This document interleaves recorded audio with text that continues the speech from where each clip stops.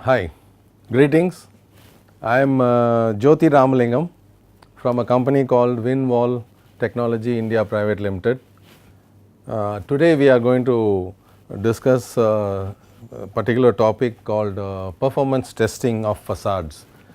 So, before we go into the topic, let us just understand what does this word facade mean. Facade is, if you look at the English dictionary, it is the exterior of a building or something that is used to cover a building to make it look good. So, now as we get into the modern day, we find that we want to look, I mean just the way we have changed our dresses, the buildings also keep changing in line with the technology that has been constantly moving upwards. And because of the pressure on the space in urban locations, it has become very I mean it is very important, and there is no space available. So, the only way we can move is vertically, because the quantum of population which is moving into urban spaces is such, there is such high pressure on the urban space that the only way to move up and live is go up vertically. So, we find that we have taller and taller buildings. Now, as we get taller and taller buildings, it becomes more and more critical that whatever is used on those taller buildings also are extremely safe, and they perform to certain characteristics, certain parameters which have been defined over a period of years. And so we are now going to find out what those parameters are and how do we actually test the facades to understand whether they are performing to a certain standard or not. Testing, like all of us know, every product that we use in our day to day lives, right from the pen that we use or even the mobile phone, it does not come right from the design stage into the market. It goes through several variable models and prototypes and testing for certain parameters, and then finally it comes to the market. In the same way, facades also come to the market or come onto the building after going through a series of tests and corrections and fine tuning to ensure that the best reaches the building. So, let us go into the subject of performance testing for facades.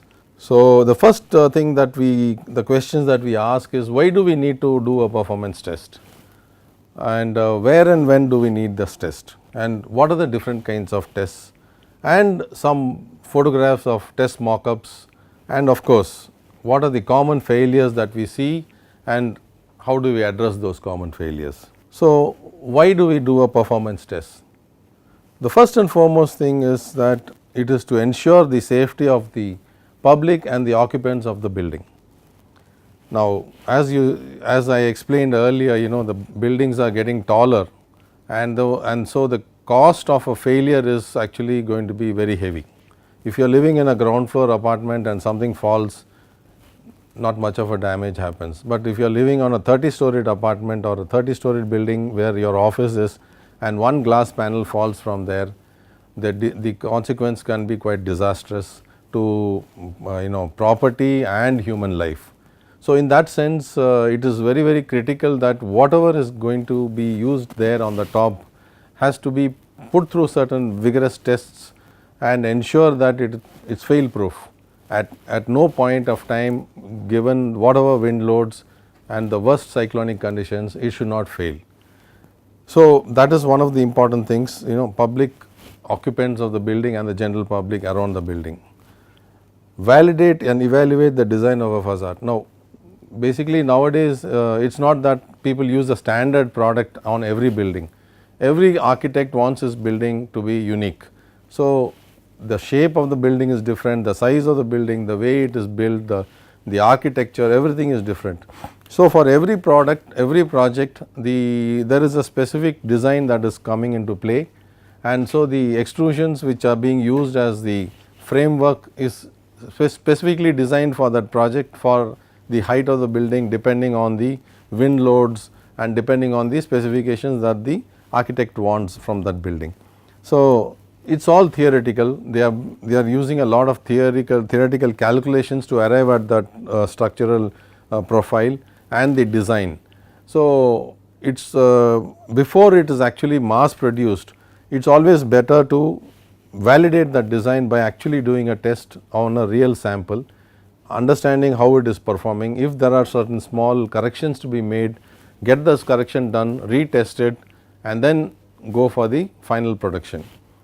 And then the third one is the fabrication error. Now the design may be fantastic, but the actual fabricator who is going to fabricate that facade and install it at the site, whether he has the qualification and the capability to actually understand what the architect and the designer of that facade had in mind, and whether he is actually executing it as per that, we need to validate it and verify it. So, here is a good opportunity to actually do a small sample, test it, and then there you can test the quality of the fabrication also. And then number 4 is the rectification of all the faults which are minor, minor issues which have been overlooked during the design. If that is found out during the test, then you can do corrective action, make those changes in the system, and that will make sure that when the product is finally being used, you don't, it's a zero error. Then the fifth one is, because of this, rectification of all the faults before the final production can be done, so that we do not have to do any rectification. Once it is installed, it is very expensive to conduct any repairs on that, because of the height and the accessibility, sometimes it is impossible to do any repairs. So, you may end up living with the problem for a lifetime, because the building cannot be repaired, and you have to have, there is a water leak, or if there is a air leak, or if there is a structural problem, you have to just manage with it. For going through all these processes, you save a lot of cost and time. Unnecessarily, you do not have to waste your effort and money on rectifying and repair, because a stitch in time, saves 9. And of course, prevention is always better than cure. So, having gone through the tests, and make the corrective action and make sure that this is, all the minor errors are being eliminated, you ensure that the product that is finally coming up is a quality facade which everybody is happy about. So, everybody gets value for money. So, now let us get into the kinds, where do we test and when do we test it? There are basically two different locations where tests are conducted. One is in the laboratory and one is at the site. The one that is done at the laboratory is before actually any installation starts at the site. So, the design verification and evaluation as done at there is a mock-up which is installed at the lab, and then we create atmospheric conditions to understand how the behavior of that facade, and based on that make corrective action and retest it and make sure the product is perfect in its design and it delivers what it is supposed to. So, that is done at the site, at the laboratory, that is way before the project actually starts in the site. And the other one is the on-site. So, once the sample is being tested and okay, it is approved, it performs well and it is certified, and then everybody signs off, says that you can go ahead and start manufacturing it. So, how do the developer and the architect and the consultant ensure that the same quality that was used for the test is actually being replicated at the site, because it is a 1000 times bigger or maybe 500 times bigger than the mock-up sample. So, in order to ensure that the same quality is delivered at the site, there are certain tests which are done at the site on a progressive basis as the project is getting implemented, on a random basis, to ensure that it is tested and the performance of that at the site is the same as what it was when it was tested at the lab. So, this is to check the workmanship, consistency of the workmanship on the site. It did not just the fabrication, but also the installation process, whether they are following the process at the site during installation, because the fact is that the facade is not one single monolithic product, it is thousands of small panels which are installed one after the other with some gasketing and sealants. So, these are all depends on the skill of the workmen and the method they follow and the consistency in which they follow the process. Now, what are the tests? Basically, there are three tests. The first one is air leakage, and a facade again is not like a single huge piece of glass. There are 1000 glasses or 5000 glass panels which are coming in a series vertically and horizontally. They are being installed at the site, and there are thousands of joints. All these joints are getting locked into each other by gaskets.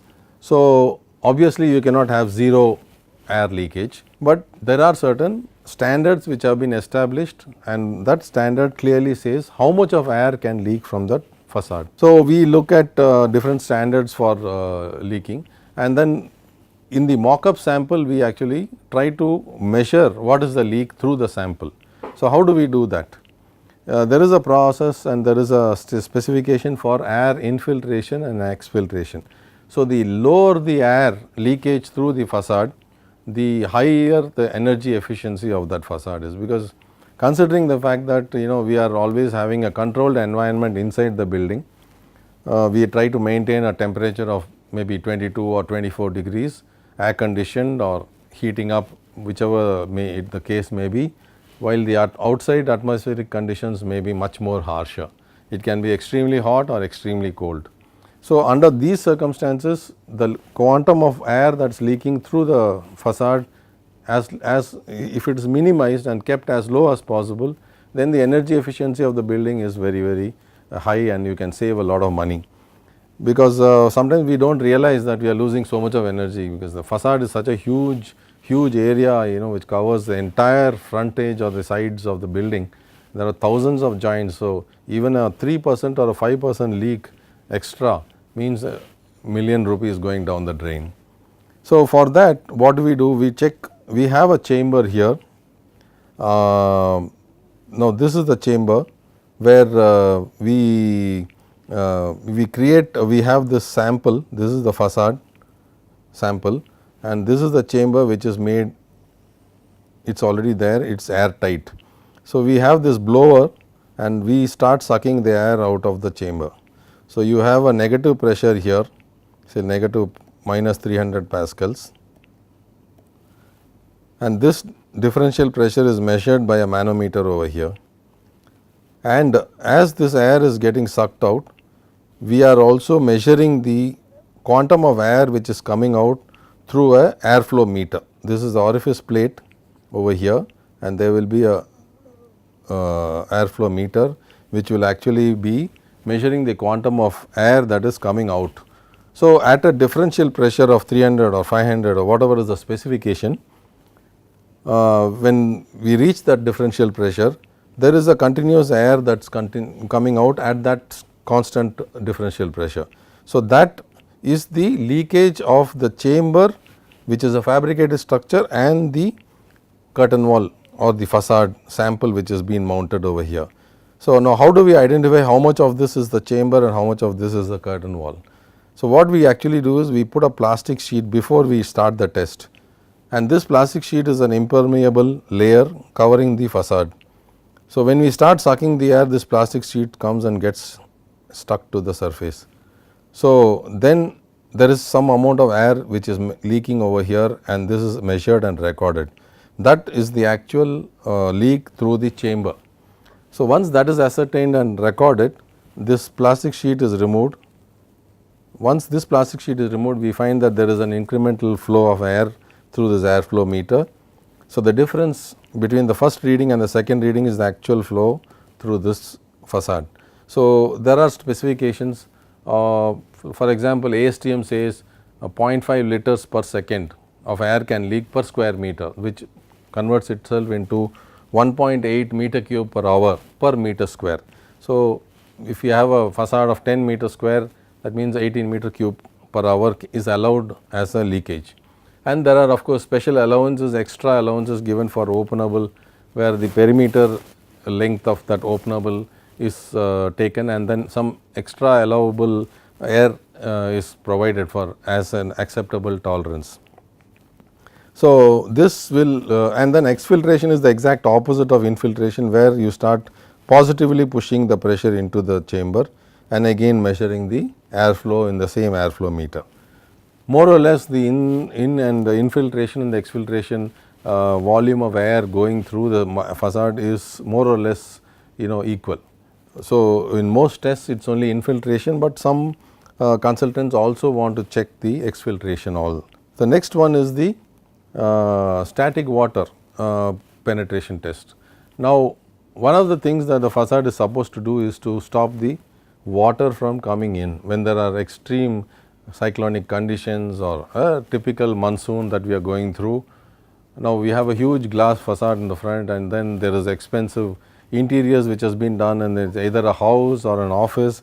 There are false ceiling installed, and then you have a lot of cabling going in these false ceilings and networking cables and electrical cables. So, you cannot afford to have water coming into the building and leaking through that, because there can be a catastrophic accident. You can have a short circuit, or you can have false ceiling being a gypsum, it will fall down on somebody's head. So, in order to avoid that, we have to ensure that this facade is absolutely watertight, and there is no water, no chance of any water entering into the building. And because if there is water entering into through the facade, it is extremely difficult even to identify where the source of the leak is, because generally water tends to go in the path of the least resistance. So, it can enter at some level on the 5th floor and come out at the 2nd floor. So, it is very difficult to identify where the water is actually entering into this facade. So, again to check that, what we do is we have a again the same sample with, there is an array of nozzles which are spraying water. This shows, actually this is as per the Australian standard, where the inside of the building is this side, and the facade is actually kept upside down, and you spray water over here. Is an array of nozzles which are spraying water of around 3.4 liters per minute per meter square, and this is actually controlled by a water flow meter, which is depending on the surface area of the sample, the water flow is controlled, and these are uniformly located, like the distance between these nozzles are uniform vertically and horizontally. And you are going to have a manometer to create a differential pressure, and here, because the water this thing flows from the inside as per the Australian standard, we are starting to blow air from here into the chamber. So, this has a positive pressure. So, once this pressure builds up and this water is continuously being sprayed, people are standing over here and observing on this side in a platform here and here, let us say. So, you see if there are any water leaks coming through this. The pass fail criteria is very clear, and no water leakage should come through the facade, absolutely, at the differential pressure of maybe let us say 500 pascals or 1000 pascals, which is created here, and this water is being constantly sprayed for 15 minutes. The test is for 15 minutes. This chamber becomes airtight. There is a door which is sealed, and you close the door and then start pressurizing from inside with the water being sprayed. There should not be any leak on this surface, on the outer surface. So, this is a static water where you have a constant pressure, a differential pressure of 500 pascals or 1000 pascals maintained for 15 minutes, and at the end of 15 minutes you stop the water flow. If there is no water leak, it is a pass. The other one is something more stringent, which the Australians have specified, wherein you have something called a cyclic water penetration test, where you create a a cyclic pattern of the air pressure. So, you increase and drop the pressure in a cyclic pattern between 3 stages. The entire test is 15 minutes. The first 5 minutes, basically you have like 15% of the design load to 30% of the design load. So, let us say the design of that particular facade is 2 kPa, then 15% of that 2 kPa is 300 pascals and 30% is 600 pascals. So, the pressure is varied between 300 and 600 for 5 minutes, and the cyclic pattern is between 3 and 5 seconds cyclical. This is like a replica of the real life situation, because generally wind does not blow on a continuous basis, it blows and stops and blows and stops. So, to create that kind of a real life situation, they have evolved this standard from the Australian standard, where you create a cyclical pattern and is very stringent.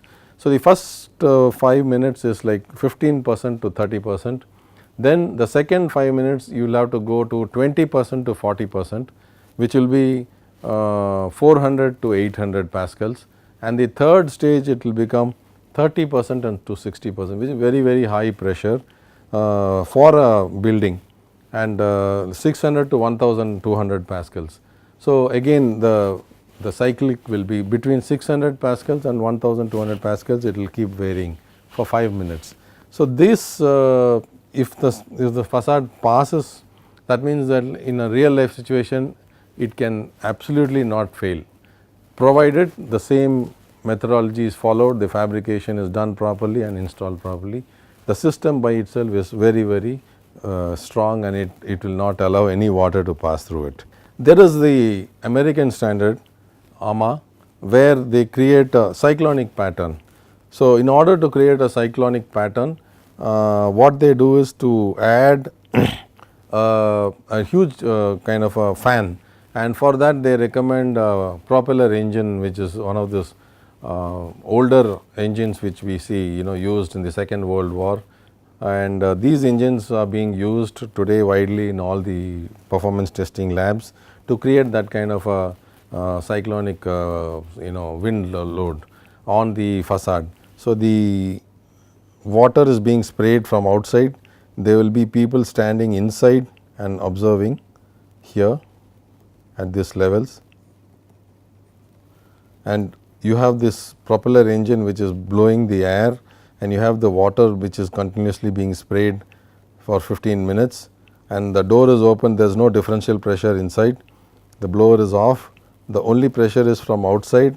Normally this is 600 pascals, and 15 minutes the water is being sprayed and this is being blown, air is being blown. So, here you will have a kind of a water flowing from downwards into all the other directions. So, there will be a video which I am attaching immediately after this, which will show how it looks in real life when the test is happening, and you will have a better idea when you see that video. So, this is for a 15-minute period, and after 15 minutes it stops, there should not be any water leak on the inside.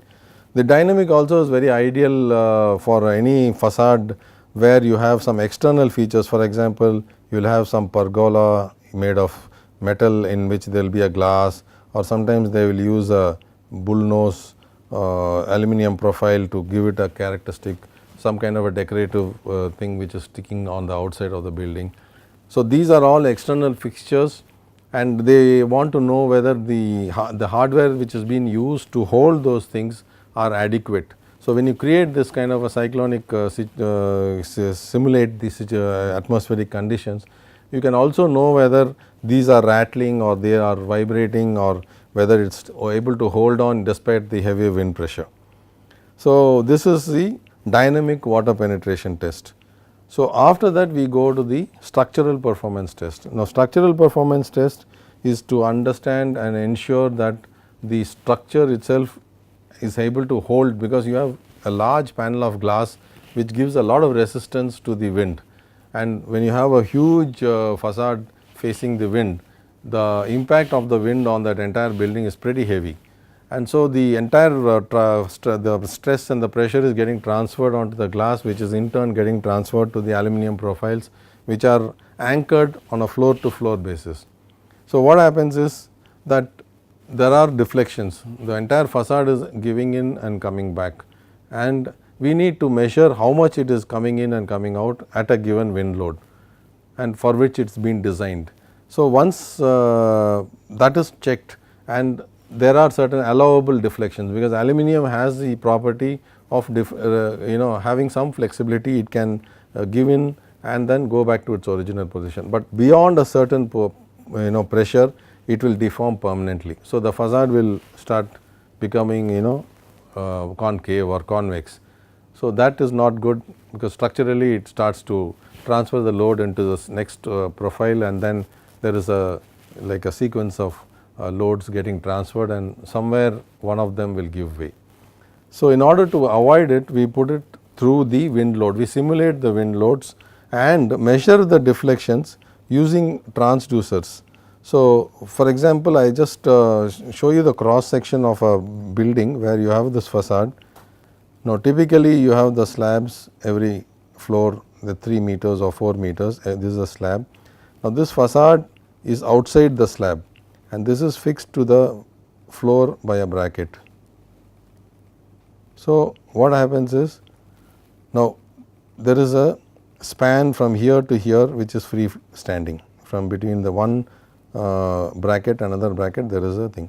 So, when you have pressure being loading here, this is the aluminum frame and the glass is mounted on the aluminum frame. So, we put transducers here, here and here. So, what happens is, when you have positive pressure on the aluminum profile and the facade, or negative pressure, both ways, we measure how much it is moving out from 0 outwards or inwards. And there are allowables, which is length by 175 in mm. That is the allowable for aluminum, and L by 60 for single glass, or L by 90 for double glazed glass. So, we have what is allowable and what is the actual, and the difference, if the allowable is more than the actual, that means it is safe, the facade is safe. If it is crossing it, then you have to go back and redesign and reinforce the aluminum or thickness of the glass, and then come back and retest and ensure that it is within the allowable, and thereafter go for the final mass production.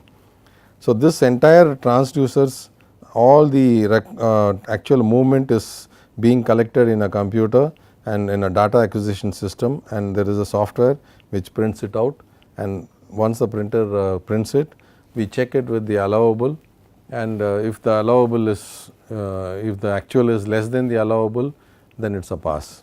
So, off-site the structural performance test is what I showed you, and this is a picture which shows the transducers which are mounted. Now, you may ask, why are there 3 transducers? Actually, there is when there is a pressure, the whole thing is that the deflection is in a bow shape like this. So, because it is moving out, what we need to know is the maximum is here, but there is certain amount of movement over here and here. So, we are having a transducer over here, a transducer over here, and transducer over here. So, let us say this is A, this is B, and this is C. So, the allowable is the net deflection. So, we have to take A plus B divided by 2, and that figure, let us say, is D. C minus D is equal to net deflection. This net deflection should be less than the allowable, then it is a pass, because sometimes this may be very big, this may be bigger than the allowable, but when you deduct it from the average of this, the net deflection should be less than the average. The next one is the seismic moments. When you have a tall building, high rise building, there is a wind load acting on that building, there is a movement of the entire building, the entire movement, the building is swaying because of the wind loads, but we are not able to see it because it is very, very small.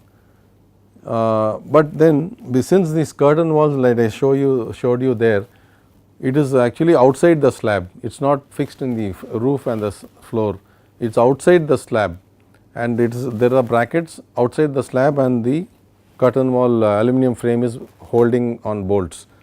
So, what happens is, this when the building is swaying, these floor slabs are also moving. So, the movement of this floor slabs have to be accommodated by the curtain wall. If it is a very rigid system, when there are movements in the slab, the glass will shatter. So, in order to check whether the curtain wall has that ability to move along with the building and accommodate that movement, we do a seismic movement test. So, this is either sideways, which is a lateral movement, and sometimes you have the vertical live load movement also. Typically, in modern buildings, in order to reduce the quantum of unproductive area, they cantilever the slab outside the column. So, you have cast slabs which are 1.5 or 2 meters which are outside the column, and then the curtain wall actually is installed at the end of that 2 meters. And thereafter, when the building gets occupied, they are adding the curtain wall is installed, then all the furnishing and the slabs and the roof, flooring and the tiles, everything is added on the cantilever. So, those put some load on the slab, and the slab tends to buckle a bit, a few mm. So, the curtain wall should be able to accommodate that movement also. So, we simulate this movement or this movement by using a hydraulic jack. So, once this movement is it is normally L by 500, that is roof to floor, that height divided by 500, that will be the movement. Left side come back to 0, right side come back to 0, that is one cycle.